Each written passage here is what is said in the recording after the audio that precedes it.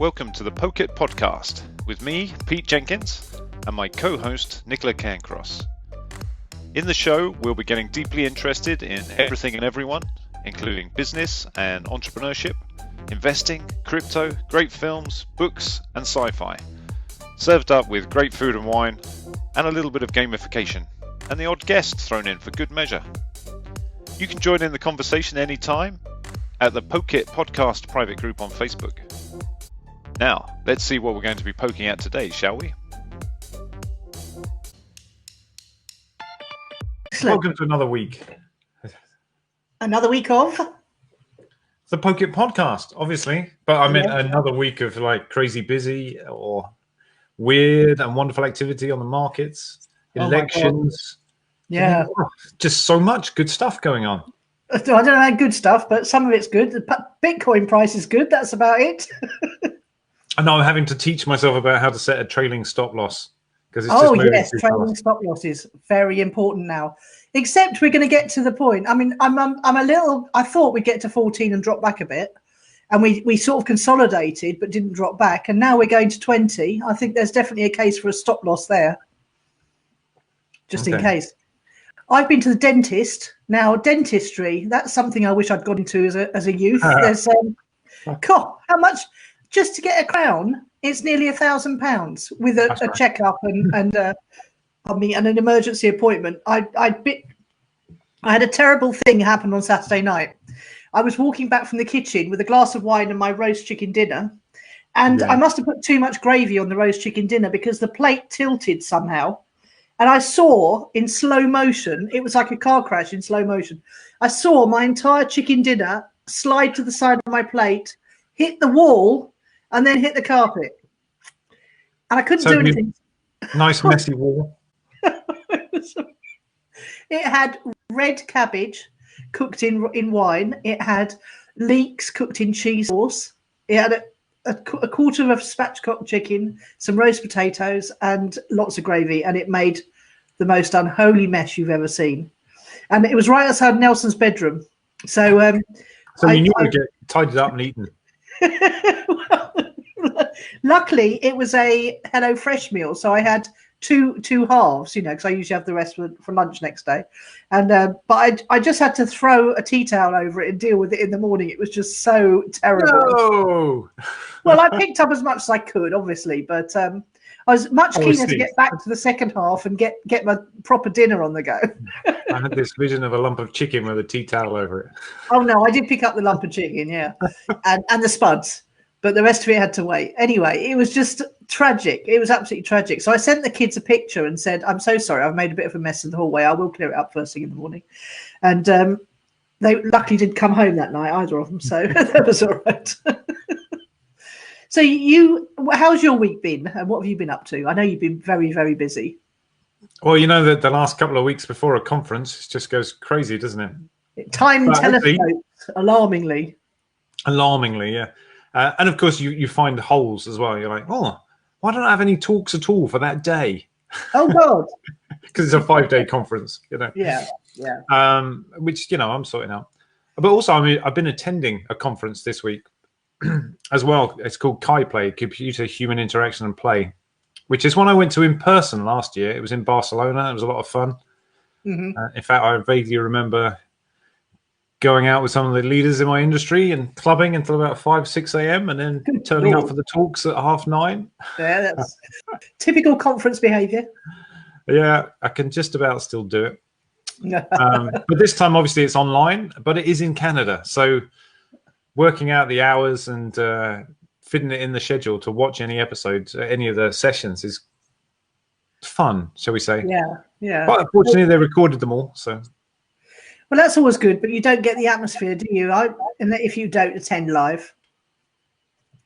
Yeah. Well, the funniest thing is actually one of the organisers of that is sponsoring my conference, and I had an interview set up where I was recording a bit of information from him about sponsoring it.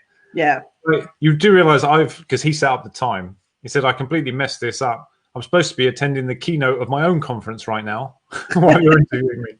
Oh dear. So we made it quick. Yeah, absolutely. Well, I've seen. I haven't actually watched them through all the way to the end, but I have seen some of your great speakers as I've been helping with the Facebook ads, and that's gearing up now as well. So we'll see how that goes this time. It's great. I mean, this year I just decided to lead on video content. So every time I got a speaker, I say, right, well, next thing is I interview you about your talk.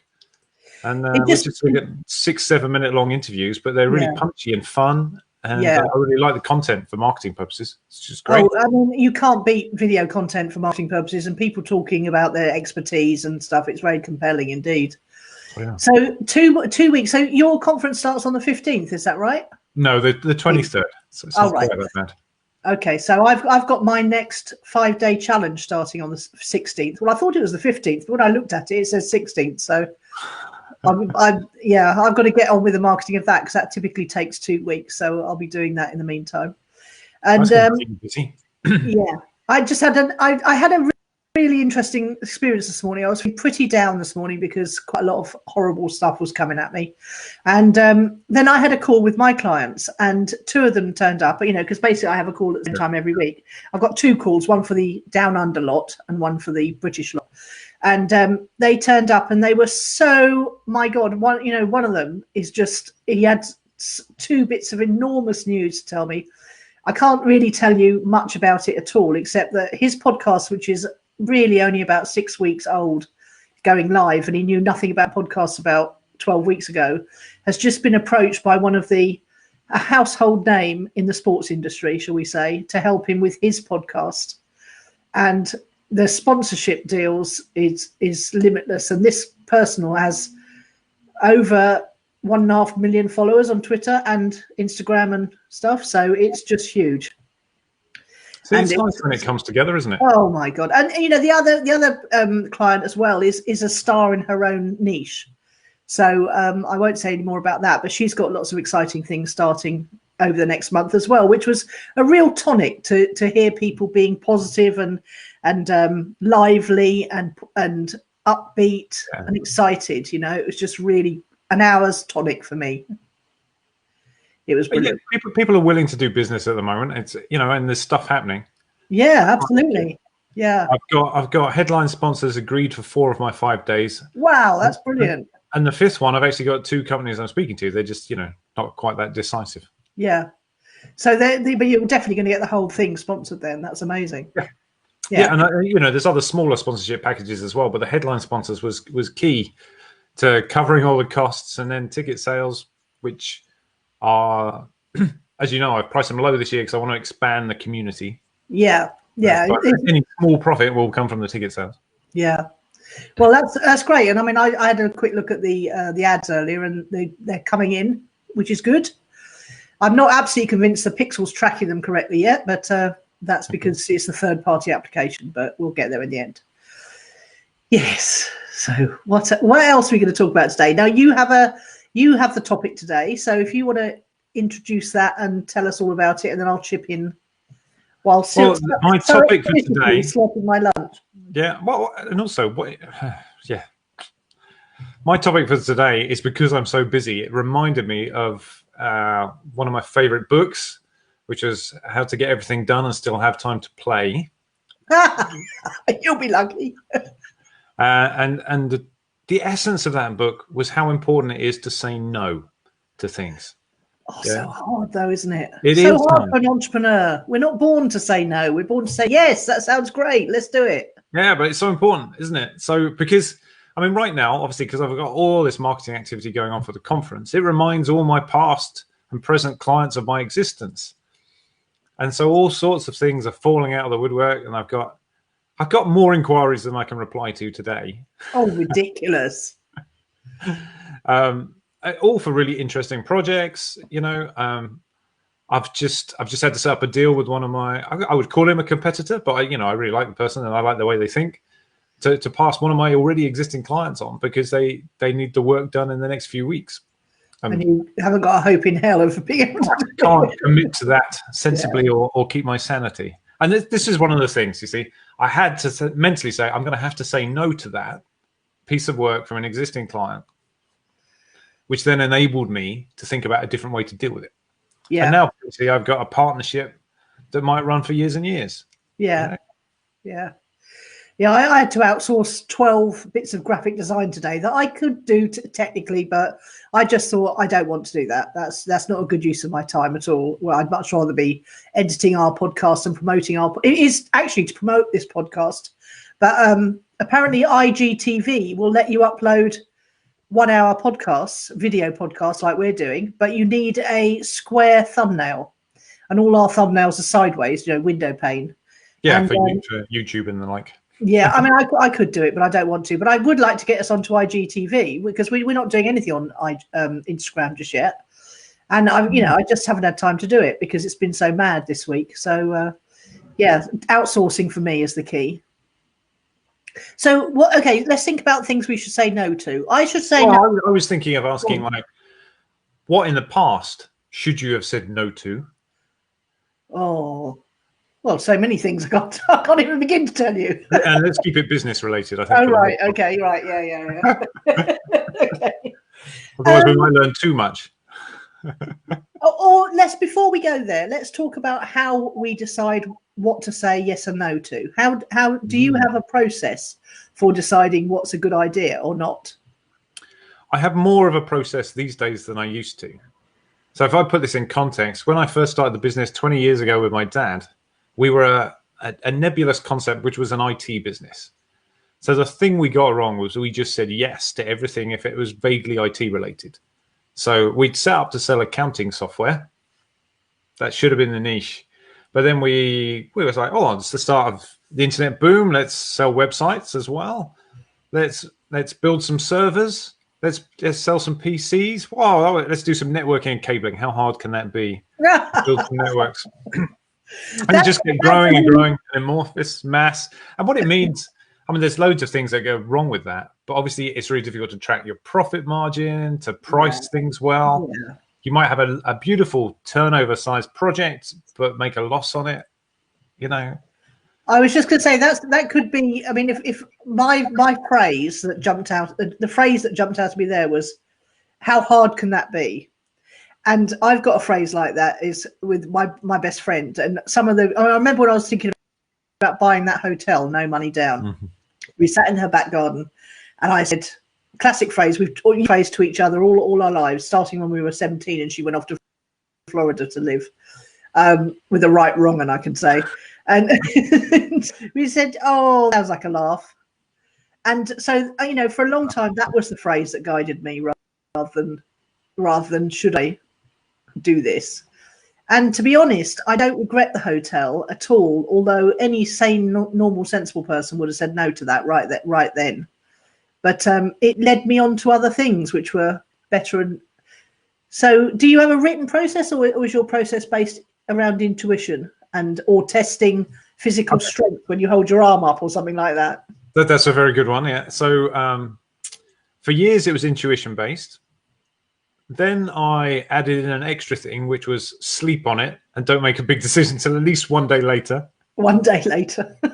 I once worked for someone he always made his decisions on Sunday. So no matter what day during the week he had the idea, he'd wait till Sunday to make a decision on it. Yeah, same rings true for drunken ideas as well. It sounds great at the time. Let's see if it looks good in the morning. Mm. So that was it originally. I mean, my issue with it, like how hard can it be bit, was I do like a challenge, and so it's like, oh, that's new. I haven't tried that. I'll give that a go. I'm sure I could do that. Yeah. And learn something, because you're always learning from doing these things, but they distract you off the main thing. And then I read, because this is a big issue for me, I read quite a lot of books on strategy. Okay, well, like what's my favorite one? Blue Ocean. And I like that one, but no, there's one called... I had to read it twice to get it. It will come to me in a minute. But it had the word play in the title, so obviously I'd read it. But the key thing for me was... Didn't you just say it earlier on, how to get everything done and still have time to play? No, that was more practical. Okay. So that teaches you a bit more how to be assertive and say no to stuff. So It's really useful as well if you work for someone else. It must. I don't know how people cope with working with someone else, because someone else is always going to try and give you more and more and more, aren't they? And I always say to mine, it's actually easier to say no, because you can say, "Oh, that's really interesting," so that will get in the way of this thing that you asked me to do. Which one's more important? For instance, would be one of the techniques from the book. Yeah, that would be a good one. Yeah, I remember that. And then bosses go, "Oh, you're right. That one is important too, isn't it? That one." And then once again, you're back to work on one thing. But when you're the boss, everything's important. Yeah. They make the decision, and also that covers your back, which you need in an organisation. Normally, I would grab the book off the shelf, but I think it's on my Kindle. So the one I'm thinking of. Well, can't you find that quickly? No pressure. Too many books on there. Oh, right. Yeah, they're not that fast to search through, are they? Digression. Yeah, they're very difficult to search through Kindles, I find. Do you want me to look it up on Amazon? Any idea of the author or anything like that while you're chatting? It'll come to me in a minute. It was part written by Procter, by the guys, one of the guys who run P&G, I think, and based on Michael Porter's theories. So I've got bits of it in my head. But the key thing for me about it was the strategy wasn't so much a written document about where you're going, but more about having a set of questions you can ask yourself about a decision to see if it fits within your strategy. And that for me was like an eye-opening moment that really worked for me. Playing to win? That's the one. Yeah, there we go. Yeah.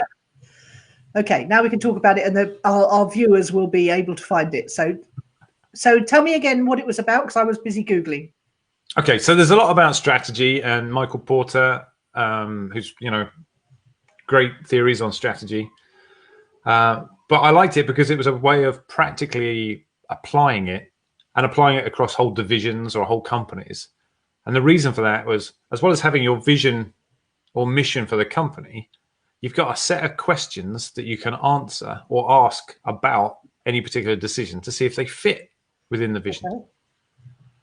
And that's much easier for someone to refer to than just a nebulous, here's what it should look like in the future. But if your vision is, so for instance, for me, a question might be, does this decision help add some value to the gamification industry? Yeah, because one of my missions is to broaden out how many people take advantage and use gamification well.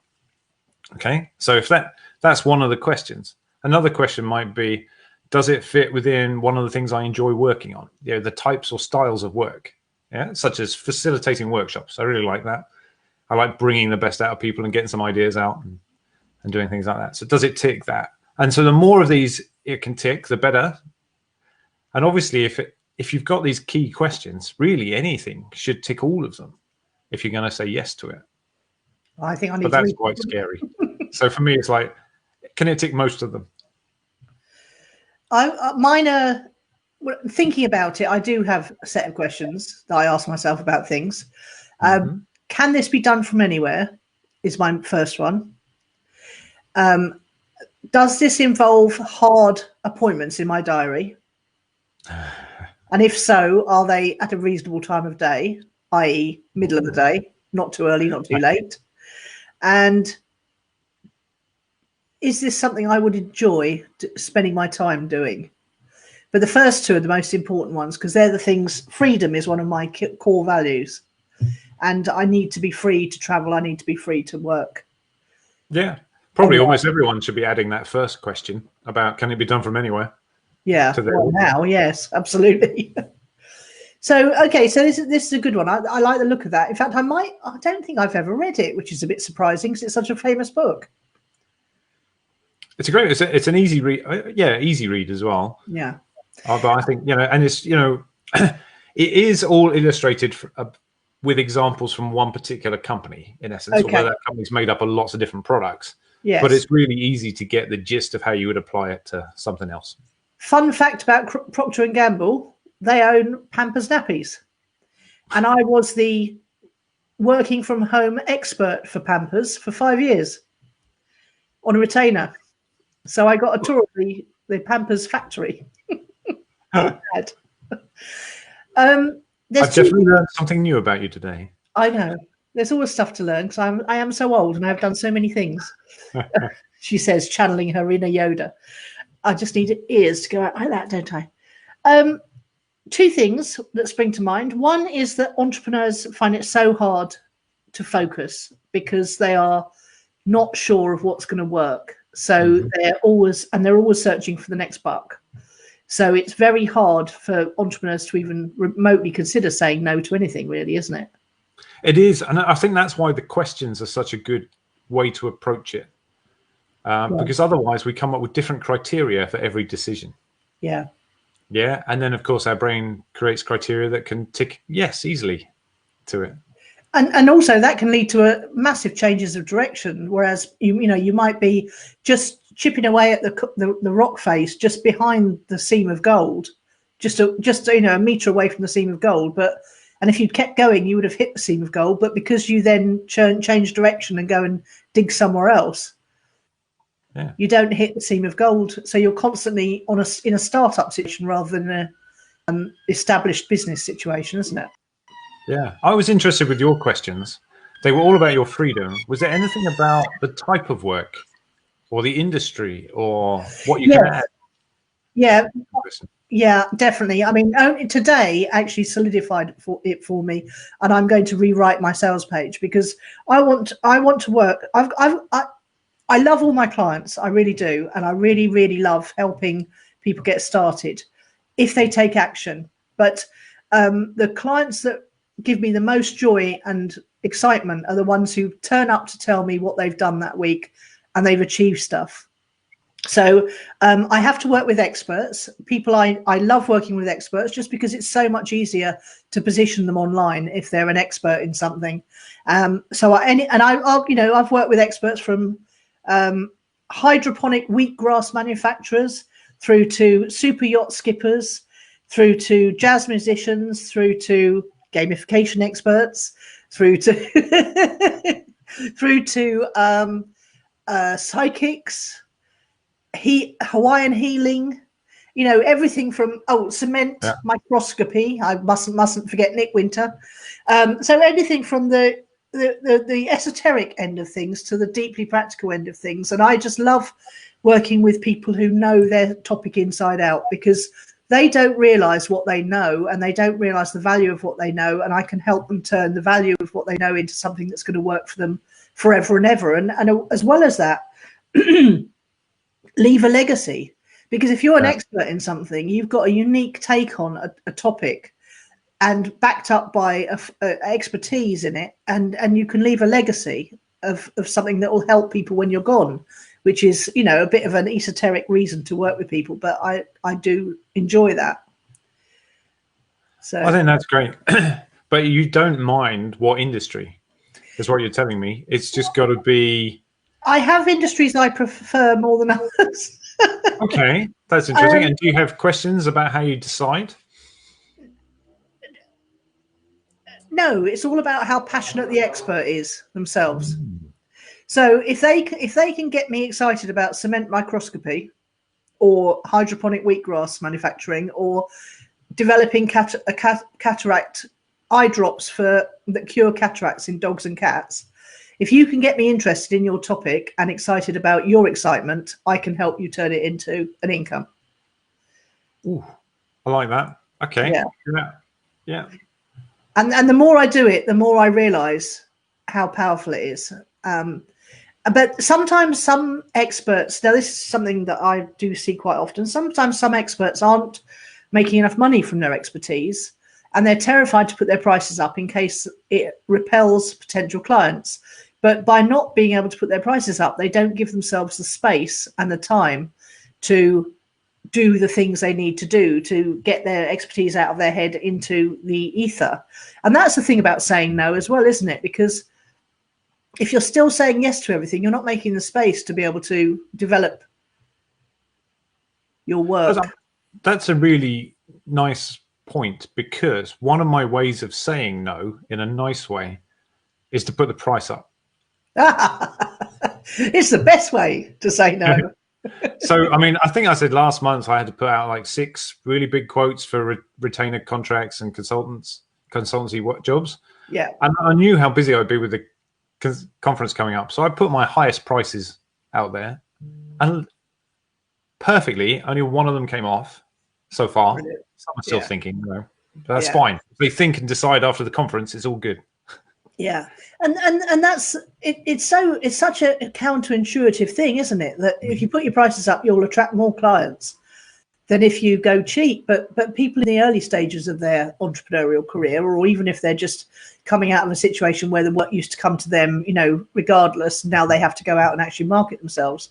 They just don't seem to be able to get it, and it's almost easier if you're starting from scratch. So many people have been made redundant from lockdown. They're starting from scratch. They've got nothing. They've got no income coming in. So they can really design their businesses well to suit themselves now, although they're, and their pricing, they can just choose their pricing. And then it's never about the price, what makes people buy, never. No, it's about what you can deliver and how you do it.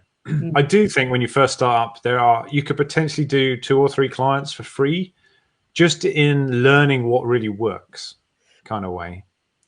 Only if you're struggling to get a paying client, because if you're struggling to get a paying client, you just haven't learned what they're really after yet. Yeah, and the thing about doing it for testimonials is to make the client fully aware of what your charges are going to be. And what a great deal they're getting, because you're just starting out and you want glowing testimonials. Yeah, I agree. Otherwise you can end up in, and also have a big firm time limit on how long you're willing to do it for free. Otherwise you end up, 3 months later having to have a very awkward conversation indeed. Yeah, I was thinking more like not an ongoing product or service, more like a project. A project, yeah. Yeah. Well, sometimes, my thing, it takes a longer. So I try to give people value in ways that don't involve my time, because it's going to take a minimum of 3 to 6 months to start getting any results, really. So it's difficult to but I've got enough of a track record now and enough testimonials not to have to give anything away for free anyway.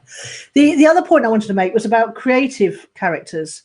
People who are creative come up with an endless stream of ideas, and the real tipping point for creative people is when they start to channel all their creativity into one thing and use the creativity around their marketing and their product creation and stuff, rather than having 3 or 4 different, very disparate projects on the go. Yeah, I know exactly what you mean. I've got a couple of students who I've had in the past who went down a sort of product design route. And in essence, they see themselves as inventors, but of lots and lots of new ideas and never making one thing particularly happen. And I find it quite frustrating seeing that, when they've obviously got the creativity to take one of these and make it great. Yeah, but they're spreading themselves too thin. Yeah, they need a partner, because they haven't got the bit that's needed to make it great. They've got the creative bit that makes it come alive in the first place, but somebody else. I think my issue with that is that there's almost too many people who have the creative ideas. The bit that's valuable is taking it to the next level. Yeah. Where you could then recruit a partner, because you actually need to develop it to a certain point in order to get someone interested, don't you?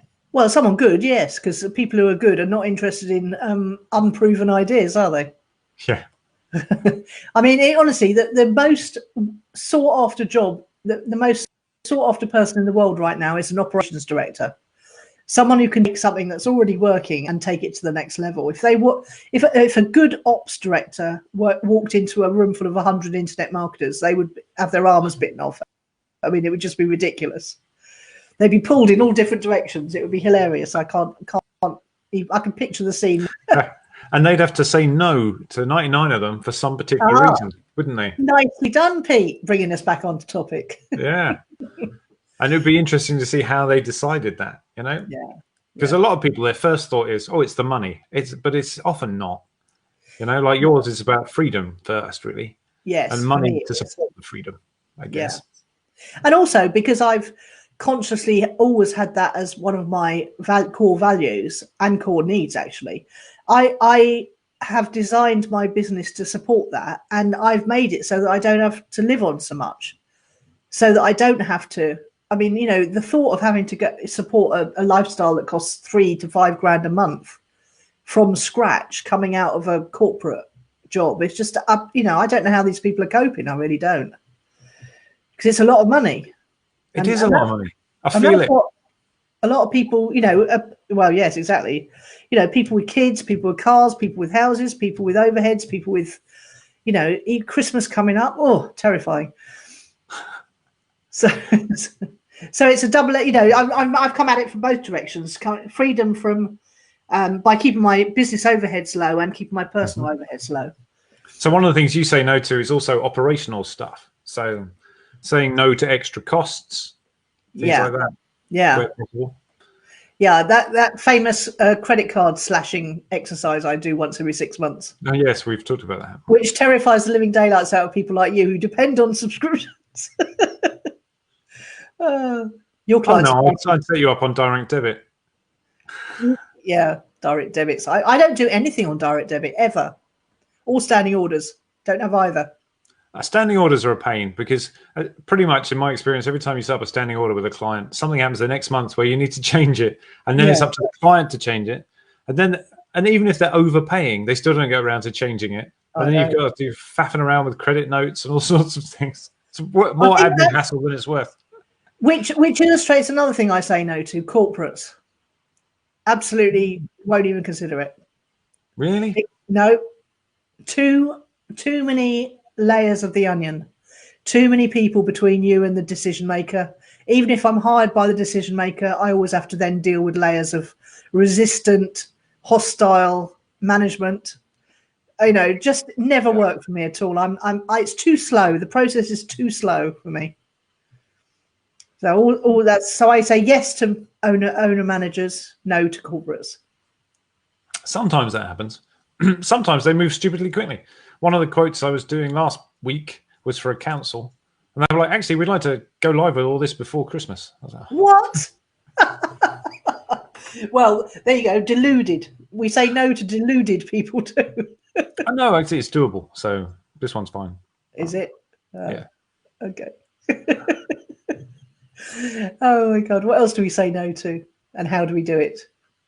What about lifestyle and health things? Because one of the things I struggle with is saying no to sweet stuff. Or saying no to another glass of wine. Or yeah, I always say I struggle with that one. That's for sure. Savoury's my thing. Sweet stuff's not my thing at all. Savoury stuff is mine.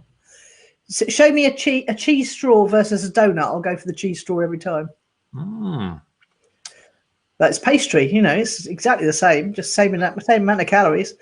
I should really be saying yes to more exercise. I need to get moving more, absolutely urgently. But I just can't bring myself to do it. So you need to say no to being stationary, isn't it? Yes. I see yes to moving and no to being stationary, but I don't know how to do it. So I'm starting to think I might have to go into therapy just to get myself moving more.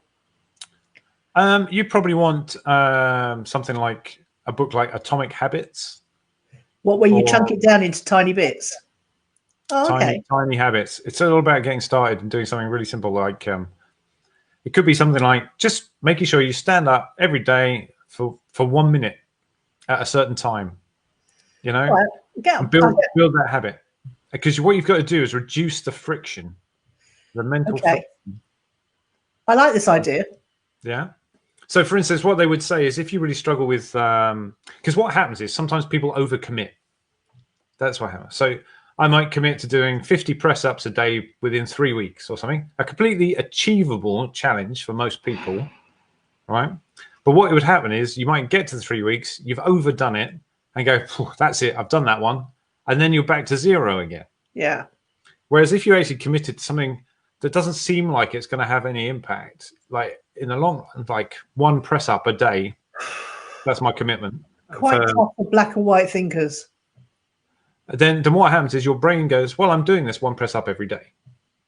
And that becomes no effort after a certain amount of time, different amount of time for different people. And then it's, well, Maybe I should make it 2 or 5, but never overdoing it. Yeah. But you've reduced the friction. The body knows it can do it. It becomes a nice habit, and off you go. But it doesn't have to be like press ups or going for a run. Yeah, it won't be. I promise you that. Although, Mike in the chat has just recommended you do 10 sit-ups a day. Oh, maybe he's saying he does 10 sit-ups, but hey. Oh, Mike. Hello, Mike. I haven't seen Mike since I went to speak in Edinburgh many years ago. Now, Inspire Scotland. That was it. I remember. I remember seeing you there, Mike. We've known each other a long time. So, yeah, boredom is my big issue with exercise. This is going to be an ongoing theme in these podcasts. I think I need to work out how to do stuff. And it's like the black and white thinking thing is an entrepreneurial trait as well, isn't it? It's not worth doing unless I can do it, whole hog. There's another trick as well, thinking about it, which is if you combine a negative thing or a thing you're struggling with something you enjoy, and only allow yourself that thing you enjoy when you're doing the hard thing. So, for instance, if you like listening to a podcast, you might only let yourself listen to them when you're standing up or walking around. Oh, okay. And then you would keep on walking until the episode finishes potentially, or keep standing. Okay. So there's a similar thing, like There's lots of ways you could do that, Then you need self-discipline to actually do it. But it's an interesting one because you're still rewarding yourself. So it might be like, okay, I can always listen to a podcast when I'm cleaning, or doing the hoovering. I mean, that one doesn't work because you can't hear it. But especially as we both got the same new cleaner. Very shiny door behind me. She's so good. I know. It's blinding. I used to do this because I used to go to the gym, and I used to go to a nice gym that had a swimming pool, sauna, and hot tub. So I used to go to the gym, work out, and then spend an hour in the spa area, which was lovely. It made it. I mean, it made it impossible to go to the gym unless you had 3 hours free. But I used to go 3 times a work. So so it works, doesn't it? I mean, I managed to spread that over a couple of days when I was before lockdown. When I was going to the gym, I actually went almost every day of the working week, but I would do a workout Monday, Wednesday, Friday, and just go for a short swim and go in the sauna or the steam room on the other day as a reward. And it just felt like I was starting those days twice a week with a little half-an-hour spa pampering. A little treat. A little treat. My mental well-being was amazing. You've got a great gym just up the road from you, haven't you? But they don't have any spa facilities. Correct. Yeah. So I mean, and actually, I really, that bit, particularly over the winter, the warmth of the sauna and the steam room, nice as well. It says it tells your body you're looking after it, doesn't it? So yes, it's quite nice, the pampering thing. So, what else do we need to say no to? Steve used to be great at saying no. He would just say no, and then if he really didn't want to do things, he'd say, "No, I'd rather stab a rusty bread knife in my eye than do that." Okay, so you're pretty sure at that point he doesn't want to do it. Yeah. Absolutely. He left you in no doubt. And it was such a shock for me the first time he did it, because I come from a family of people pleasers. And it's nobody ever says no in our family. We always say, well, we go around the houses if we want to say no, but nobody ever was that blunt. And it really actually caused me a physical shock the first time he did it. It was hilarious.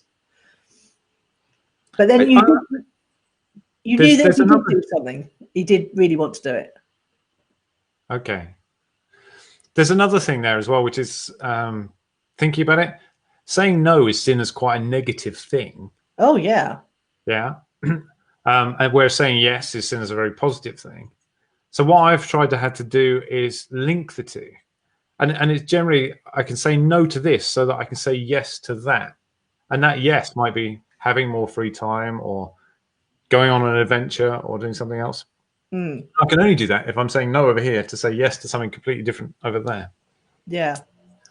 But it took a while to build that mental link. That sounds really like it would be doable because there's a real good positive reason for saying no to something then, isn't there? Yeah. And that's a good motivation thing. Yeah, I remember the time I lost 5 stone and got really, really skinnier than I had been for many, many, many years. And that was linked to something very positive at the time. And it was like a switch flicked as soon as I remember the moment where I thought I could do this. And also it's in investing, you know, this applies to investing, doesn't it? So we've all been through a period of looking at our investments and working out. And because there are 2 or 3 that are really very strongly flashing positive signs at the moment, it's been quite a decision about where to invest, isn't it? Yeah, absolutely. That was the last thing I did before I came on the call, was I was setting some more trades. Yes, last thing I did before I came on call was put a firm stop loss under 15,000. I can't remember exactly where we're at. I think we're very close to 15 now, aren't we? But, on Bitcoin, yeah. Yeah. Well, actually, that's an interesting one. So I have an importance of saying no to certain types of investment, which is no matter how good it looks, if I don't understand how it works or where the value comes from, I can't invest in it. No, I'm with you there. I can trade in it, but I can't invest in it long term. No, I couldn't even trade in it because I want the fundamentals. I need to understand them to understand which way the trades are going to go, not just following charts and things. Oh, see, I'm finding technical analysis is helping me get over that fundamentals first mindset that I had. You know, that whole Warren Buffett thing of only investing in things you understand, which kept him out of, well, computers for a long time until he became friends, you know who, whose name we cannot say on any social media for fear of being banned. Really? Yes. Who's that? No, I'm not saying it. Don't tempt me. But no, it's only when person A took Warren Buffett to China that he started to get into investing in computer orientated software, particularly. Yeah, but I think it's important to. The only thing I will do sometimes is I might invest in an investment company that I understand how they work, and then let them handle the complications. But you're never going to get the same level of returns, I would say, as doing it yourself. No, you have to get close to the source of value, don't you, to be able to Yeah, because of course everyone's taking a cut for helping you, which makes sense. Yeah, but it's you can choose to say no to 80% profits as long as you're still saying yes to 50% profits. And sometimes it's a team sport, isn't it? Success, and you need to be able to. You need to be not greedy or not want all of it. Say no to the whole pie in return for a more guaranteed half a pie. The other thing you have to say no to in investing is, and this is the tricky bit, is that fear of missing out when something's going up. Oh my God, FOMO is a terrible thing. And I've found my way around it now. Go on. Because on my trading system, you get a virtual account as well. So you can just gamble invest 100,000 $100,000 on the virtual account. Yeah. So generally speaking, on the virtual account, I do those gut instinct trades. Yeah. Yeah, the ones where I'd want to. So I'm like, yes, Bitcoin's shooting up. I'll put an order in right now because there's money there.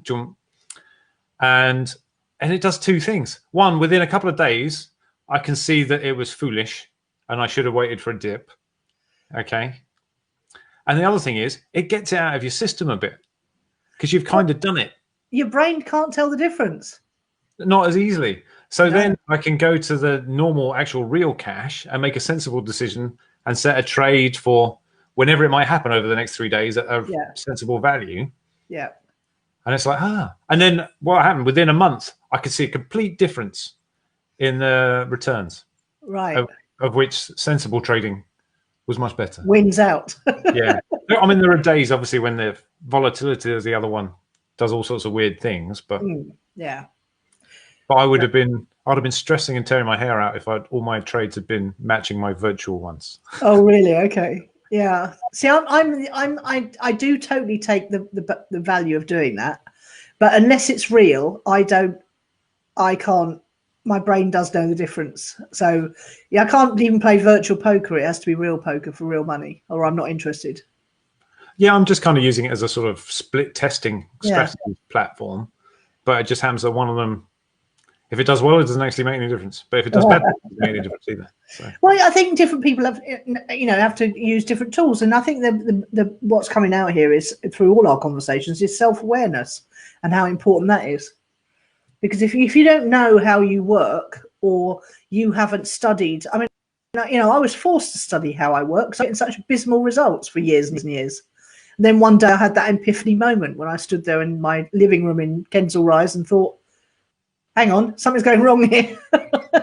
It's down to me, so I better figure it out. You do need to understand yourself. You should say yes to a bit more self-reflection and understanding yourself. Yeah. I can't remember the name of the comedian now, but the other week there was a great line, which was he accidentally went out for a run without his headphones and realized his brain hates him. Okay. But the essence was, it was telling him all sorts of negative things as he was walking along instead of listening to music or a podcast. Would it be Michael McIntyre? It wasn't. No, it was an American comedian. Oh, I was going to say, Michael McIntyre is quite good at self-observation, isn't he? But it made me realize that obviously you have to work through that and then start understanding yourself. And what many people do now, because there's so many different things we can be listening to or watching or reading and doing all this stuff, that we don't have to sit and self-reflect, do we? We could get away without it. We totally could, and I did for years and years and years. And it was only when I started writing in my journal on the 18th of January 2011 that 2011 that I realised that I never had any way of keeping track of what I was thinking or whether my thoughts were helping me or hurting me. And to be honest, I've never gone back and read any of them again, or even though I meticulously, when I have breakthroughs, make a note in the index of what the breakthrough was and what page it was on, just in case. So I could theoretically go back and read through them again. But there's something about the action of writing down my thoughts that slows my brain down. And it gives me time to really think more deeply, because you're right, there's so many distractions. You could be listening to podcasts or watching TV or having the radio on in the background, and I find any noise just stops me thinking. It's an interesting one. At the moment, I really want to catch up on a lot of podcasts, and I go for a run 3 times a week, which lasts about half an hour. And I'm like, that would be quite convenient. But actually, that's one of the few half-an-hour sets where I'm not getting any input except a bit of nature. So your brain has a chance to catch up. Yeah. So I'm kind of resisting doing that. Yeah, but you're being fully in the present, aren't you, when you do that? Yeah. Well, sometimes you're just concentrating on not tripping over, obviously, but but that's being in the moment, isn't it? Yeah, I suppose. Very true. So do you go running on the beach? Yeah, along the boardwalk. Along the boardwalk. So this morning, for instance, right. Maybe interesting, I don't know. But it was freezing cold outside, 3 degrees or something. But beautifully sunny. So it was a really nice way to start the day. I went for a little run.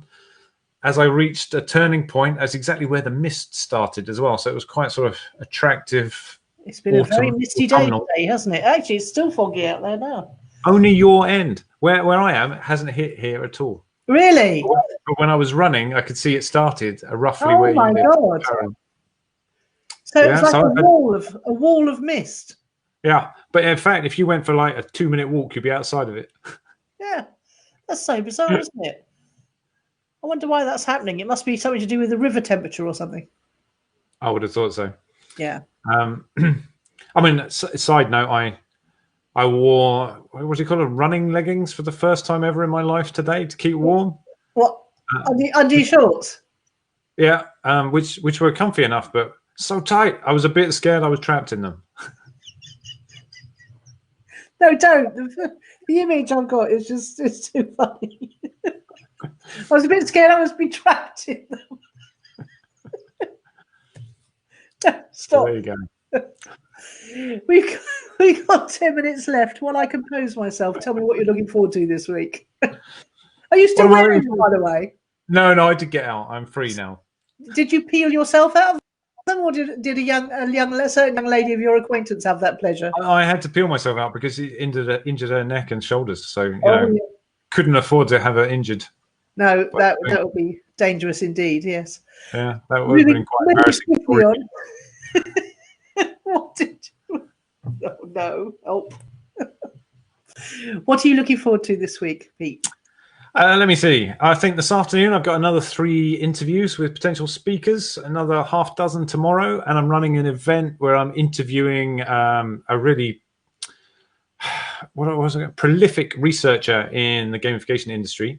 Wow. Who, okay. To be honest, I'm often referring to theories he's been involved in or using. In fact, this next week, I've got my students taking one of his surveys, which gives you feedback on your player traits, what type of player you are, stuff like that. So, and he's recently done some research on how to choose game elements that help players personalize their experience. So this is kind of where we want to go in marketing as well, isn't it? We want every customer to have a personalized experience. And so his research is around how we can do that. And actually, because he's come out of an academic background, it's how we can do that quite cheaply and on a budget as well, which I think is particularly useful. So I'm looking forward to running that tomorrow. Yeah. Next week, quick look, I've probably got about another 8 interviews already set up. Oh my God. And I've got to play a couple of games as well, because there's a few that we might use at the conference, but I've got to test them out before they work. And also I'm speaking at a conference myself on Wednesday, I think, Brand Week Turkey, which is I'm looking forward to that. So I'm running a seminar on training people how to build actually personalized brand experiences using gamification. So what I learned from Gustavo in the interview tomorrow could well be useful in my talk next week. Everything informs everything else, doesn't it? It does indeed. Yeah. And no doubt there'll be some fun personal stuff, some nice walks because the weather looks good. Yes. Yes. It's nice at the moment, isn't it? Crisp and sunny. I like it. What else did we do? Oh, we had fun with our Halloween meal. So we managed to carve scary shapes into courgette pieces, and we managed to make some sausages look like fingers in our dinner. Okay. Nice. I've seen some very strange Halloween things this week.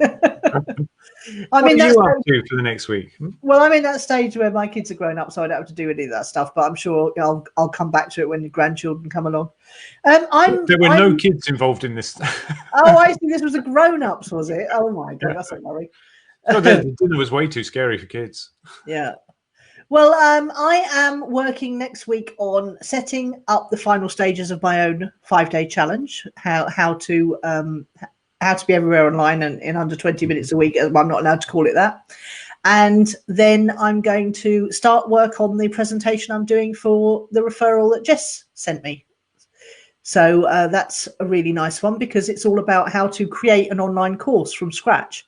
And I know the topic inside out. It's going to be great fun. I love choosing pictures for presentations because I mainly use pictures rather than words.